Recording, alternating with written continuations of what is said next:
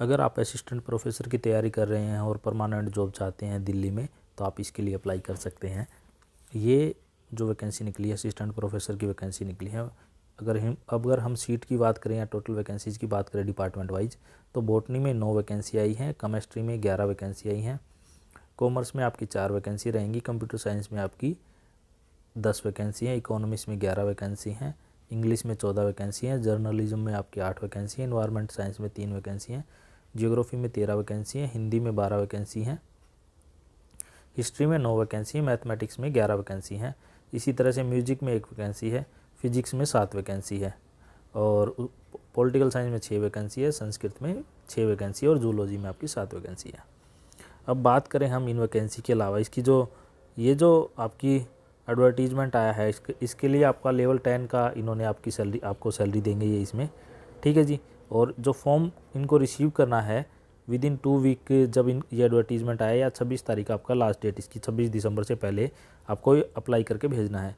तो आप 26 दिसंबर वेट क्यों कर रहे हैं, आप पहले ही आजकल में ही आपको पता चलते ही आप इसको भर के भेज दें, ताकि कोई आप इसमें अगर आपको कोई कमी ना नज़र आए, ठीक है जी।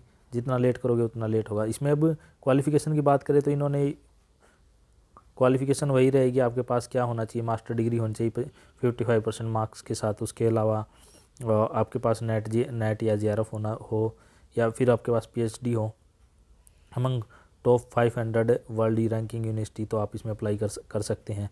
म्यूजिक के लिए आपके 55% आपके म्यूजिक में होना चाहिए, फिर आपके पास पीएचडी हो तो भी अच्छी बात है। इसी तरह से करके ना सबकी जनरल ऑन एंड एवरेज की अगर हम बात करें सबका सिलेबस, तो आपके पास मास्टर डिग्री हो, ठीक है जी। अब हम आपको थोड़ा सा इसमें और बता देते हैं जो मेन चीज़ है। जो मेन चीज़ तो यही रहती है, एज कितनी रहेगी, फ़ीस कितनी रहेगी, वो चीज़ मैं आपको और बता दूंगा। देखो, कैंडिडेट इसमें शॉर्ट लिस्ट कैसे किए जाएंगे। We need to enable the duly constituted selection body, इसमें 2 सिलेक्शन बॉडी होंगी। Have to comprehensive assessment of required number of candidate, कितने कैंडिडेट कॉलेज को चाहिए, हु हैड यूनिवर्सिटी में, दिल्ली यूनिवर्सिटी में, in time bound manner applicable received for the faculty position. तो इसलिए आप जल्दी से अप्लाई कर दें। Screen on the basis of academic, जिस तरह से आपके एकेडमिक हैं, नंबर हैं, आपकी डिग्री हैं, उस हिसाब से आपको बुलाया जाएगा। Criteria for the evaluation of candidate determining of their eligibility for short listing for interview. आज में रिटर्न टेस्ट नहीं होगा, सीधा इंटरव्यू के लिए बुलाया जाएगा। उसके लिए क्या करना है, उसके लिए आपको 100 पॉइंट का इन्होंने क्राइटेरिया दिया है, 100 मार्क्स डिवाइड किए हैं। अगर आपके ग्रेजुएशन में जैसे ये है 21 से, ग्रेजुएशन में 80% से ज़्यादा नंबर 21 नंबर मिलेंगे, 60 से 80 के बीच में 19 नंबर मिलेंगे, और 55 से 60 के बीच में 16 नंबर मिलेंगे, और 45 से 55 के बीच में 10 नंबर मिलेंगे। पीजी में 80 से ज़्यादा हैं तो 25 मिलेंगे, और 60 से 80 के बीच में 23 नंबर मिलेंगे, और 55 से कम है तो आपको 20 नंबर मिलेंगे, ठीक है जी। एमफिल में अगर 60% नंबर से ज़्यादा है 7 नंबर मिलेंगे, 55% से 60 के बीच में तो 5 नंबर मिलेंगे, और पीएचडी में अगर 25 नंबर है आपके पास 25 नंबर मिलेंगे, नेट जेआरएफ है 10 नंबर मिलेंगे, और रिसर्च पब्लिकेशन के मैक्सिमम आपको 6 नंबर मिलेंगे। टीचिंग जो आपका पोस्ट डॉक्टरेट आपने कर रखी है या टीचिंग एक्सपीरियंस के आपके 10 नंबर रहेंगे। अगर आपने कोई इंटरनेशनल नेशनल अवार्ड जीता है किसी ऑर्गेनाइजेशन में तो आपको 3 नंबर मिलेंगे। स्टेट लेवल पे अवार्ड के आपके 2 नंबर मिलेंगे, ठीक है जी। एमफिल अगर आपने एमफिल कर रखी, पीएचडी दोनों कर रखी तो भी 25 नंबर मिलेंगे। आपके पास नेट और जेआरएफ दोनों है तो भी आपके पास 10 नंबर रहेंगे। अवार्ड कैटेगरी में आपके मैक्सिमम 3 नंबर रहेंगे। इस तरह से आपका 100 नंबर का स्कोर बनेगा।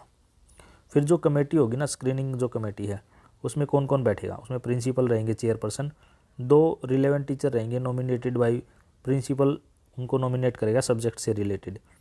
1 teacher from the department from nominated by principal, दूसरा एक टीचर अदर डिपार्टमेंट से, एक अगर SC ST और OBC माइनॉरिटी के लिए एक अलग से टीचर नियुक्त किया जाएगा। 3 मेंबर कोरम के लिए होने चाहिए, ठीक है जी।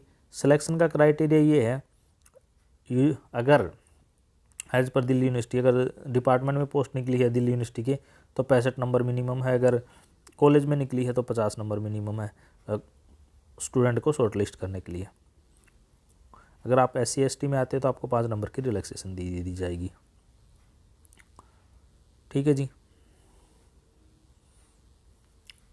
इम्पोर्टेंट नोट, ये सारी चीज़ें,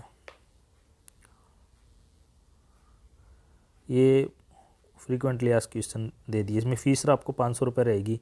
अगर आप जनरल स्टूडेंट है तो आपके 500 रुपये फ़ीस रहेगी। और अगर आप SC/ST PWBD में आते हैं तो आपके लिए, या वीमेन कैटेगरी में आते हैं तो आपकी फ़ीस नहीं लगेगी। ठीक है जी। और इज कंपलसरी, देखो नेट इसमें कंपलसरी रहता है। ये क्वेश्चंस के हिसाब से बता रहे हैं कि क्या क्या क्वेश्चन बच्चे पूछते हैं। अगर आप MPhil PhD है तो आपको उसको मार्क्स मिल जाएंगे। टीचिंग एक्सपीरियंस है तो उसके मार्क्स मिल जाएंगे। नाम वही माना जाएगा जो 10th में आपके पास है। और अगर आपकी कोई क्वेरी है तो आप मुझे बता सकते हैं।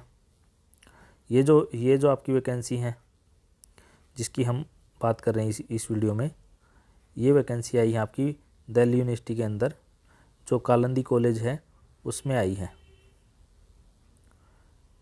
दिल्ली यूनिवर्सिटी का जो कालंदी कॉलेज है ईस्ट पटेल नगर में है। आप यहाँ पे जाके देख सकते हैं ये सारी चीज़। दिल्ली यूनिवर्सिटी के इस वेबसाइट पे जाके इसे अप्लाई कर सकते हैं। अगर आपको ये वाला नोटिफिकेशन नहीं मिलता है तो आप मुझे कमेंट करके बता सकते हैं, और तो मैं आपको ये वाली डिटेल प्रोवाइड करा दूँगा। इस वीडियो में इतना ही। Thanks, have a nice day.